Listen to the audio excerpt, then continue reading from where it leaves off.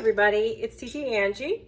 I'm gonna start my meat for my pasteles. As you can see, I've got my meat. It's been seasoning for a few days, like 3. And I've already started cutting it. So I'm gonna show you how to cut it. There's like maybe 2-3 pieces left. So this is what it's gonna look like when you put it in. Got my ingredients ready to go. And over there, as you can see, are the items that I'm gonna put for my pasteles, which you will see me put together. I will make the masa and then start putting them together. So just know it's a really lengthy process. That's why we only do it like once a year, and that's like Christmas. So now you know why. All right, so here we go. All right, clean my hands real quick. All right. 1. My mom says you have to chop it. So this was like a really large piece of meat, about a pound, butt roast, shoulder, whatever you call it. It's lechon. So you can find this at your everyday supermarket. It is the Boston butt. So just look for the Boston butt. Make sure you can either get it with bone in or bone out. This one actually came with a bone. So I did kind of cut around it and removed it. There's still some meat attached to it. I'm not really gonna worry about getting that out, but you can see, there's your bone. All right, so with that being said, my mom told me that you need to cut it lengthwise. The reason being is that you want to get a nice piece of meat in your pastele, but it's going to kind of like, that's how you want it. It's going to kind of like cook up, and it's going to be small. So you want it small enough so that you can eat it. It's not obstructing your delicious pastele. So you want to make sure it's nice and thin. So there you go. So that's what it's going to look like when you're cutting it. And basically, my mom is very meticulous. I literally am not. But that is your meat. Okay, so my mom was right. I should have cut all this up beforehand because it's so boring to watch me cut meat. But I will say this, see on here, you see some of this fat. Some of it you want to get rid of and some of it you don't. The reason being is that the delicious fat like that is good fat. You want to keep that because it's gonna taste so good. You do want to keep your fingers, so just be careful when you're cutting it. I've seen my mom do this, oops, and it is partially frozen sometimes, so that it's easier for her. It doesn't slip around like what you just saw. And it's delicious. Now I like my meat really nice and thick, but mom told me not to do that. It's not good for this, so we're not going to do that. There we go. Isn't that fun? All right. I'm going to do this right. She's literally watching me to make sure I do it right, okay?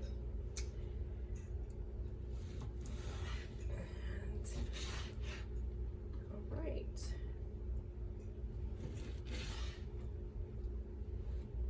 Something like that you really want to take out because it's not going to cook well. It's very chewy and sinewy, and it's not delicious.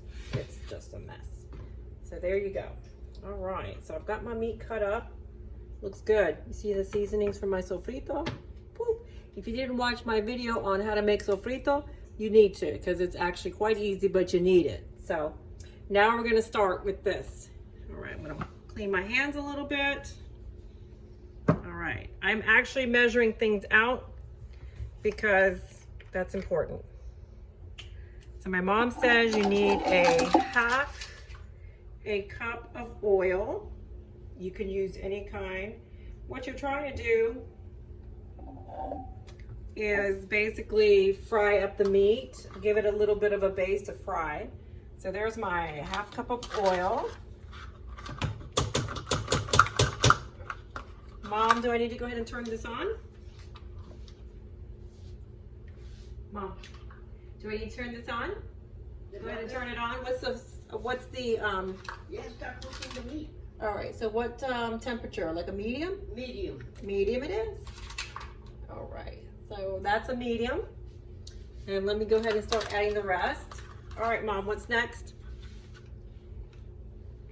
Your spices. Okay. How much spices do I need? Okay. So my mom called it a cucharon, which is a really big spoon of sofrito. So I am going to use one of these big spoons and I am going to put my sofrito. This sofrito is the stuff my mom brought. She made it at home. What it is it's a little different. It has ají dulces. You really want that flavor, is so good. So I'm just gonna put one big spoon of this.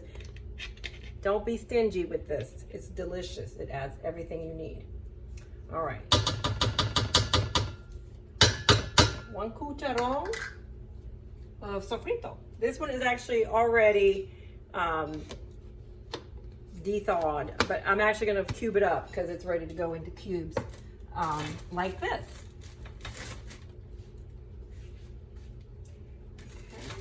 This is the sofrito that I made the other night. It has a little more red pepper in it. So about 2 of these, Mom?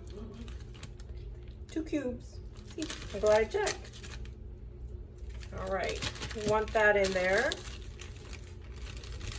And let's put that away. We're done with that. All right.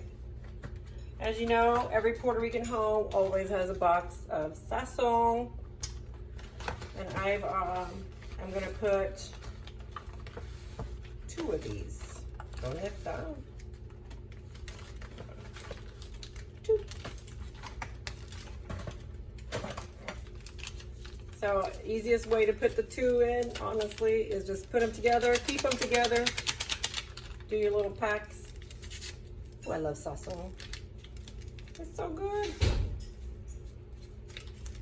Drop them in. All right, that's done. And adobo. This is the tail end of my adobo, but this is adobo con pimienta, which means it's with pepper. My mom said be very generous, but not too generous because it does salt. The pork will suck up the flavor of the adobo. So we're gonna add this in every so often just to see.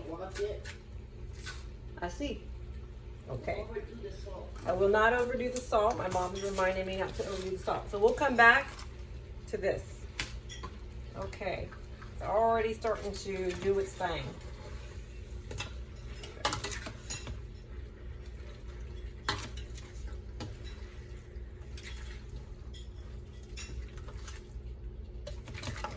There we go. You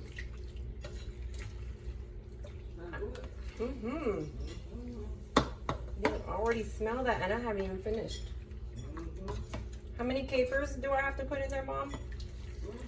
How many capers?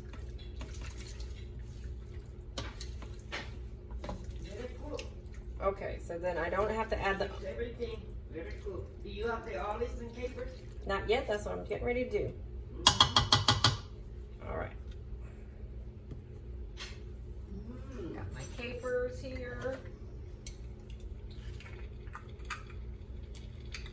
About how many forks of this, Mom? Just add some. Just add some. Okay, so that's like a regular fork. I'm gonna just drop them in. I don't know. 2. That's it. 2, that's it. I love capers, Mom. 2.5 for TT Angie, because I like my capers. That smells so good. I could eat these straight out of the can. They're so good. Put these on the side so I can enjoy those later. We like the olives with the little red pimientos in them. You can get them whole, you can get them chopped. whichever you like. Your call. Como tres de esto. 3 of these. Do you like olives? If you like the flavor of olives, which I do, I'm gonna put 3 of these bad boys in here. I think that's almost like half a cup. Easily. I'm gonna measure this out one day and put the recipe with the measurements in there. Okay. Ooh, I can smell that already. So what's happening here is the meat is starting to cook. The sofrito is breaking down. The 2 cubes that I put in.